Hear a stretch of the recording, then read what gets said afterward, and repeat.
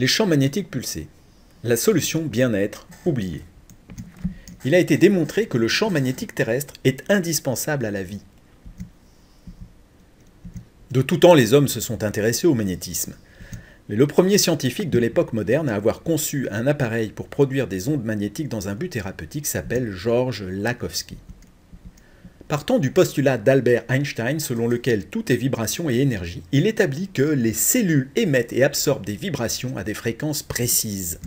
Une cellule malade serait donc simplement une cellule qui ne vibre plus à la bonne fréquence. Voici une photo de 1931 de son oscillateur à ondes multiples. Nous disposons de documents d'époque, 1930 à 1934, attestant que des malades cancéreux, certains jugés incurables, se débarrassaient de leur maladie en quelques séances seulement avec l'appareil de Lakhovsky. Les appareils modernes découlent notamment des travaux de Bob Beck dans les années 60 et de Constantin Constantinescu au milieu des années 70. En France, nous devons rendre un hommage particulier au professeur André Bellossi, directeur de recherche à la faculté de médecine de Rennes dans les années 90. Dans un monde médical inféodé à l'industrie pharmaceutique, ce grand scientifique a eu le courage d'orienter les recherches de quelques jeunes médecins vers le sujet tabou des champs magnétiques pulsés. Ces travaux remarquables nous donnent un fondement scientifique dans quelques domaines clés d'application des champs magnétiques pulsés. La sclérose en plaques, cette terrible maladie est jugée incurable par le corps médical. Pourtant, le docteur Anne Poirier démontre en 1999 dans sa thèse de doctorat une amélioration des symptômes moyenne de 80% grâce au CMP. L'amélioration est durable dans le temps. Hernie discale et sciatique. Le docteur Sylvie Barbotin démontre en 1996 dans sa thèse de doctorat l'effet antidouleur spectaculaire des CMP.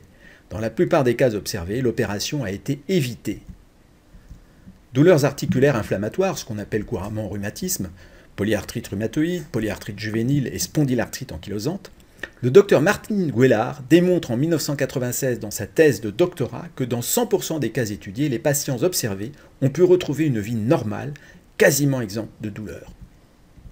Alors pourquoi n'informe-t-on pas le grand public des formidables potentialités des champs magnétiques pulsés? Pourquoi ne forme-t-on pas systématiquement les futurs médecins à leur usage, en alternative sûre au traitement chimique de la douleur?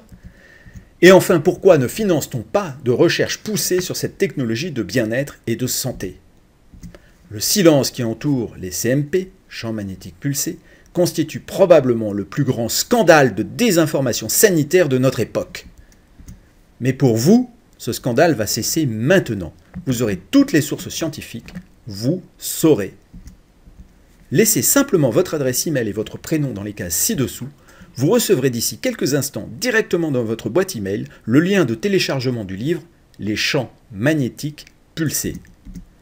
Nous vous souhaitons une excellente lecture et nous restons à votre disposition sur notre site internet rexel.com. À bientôt!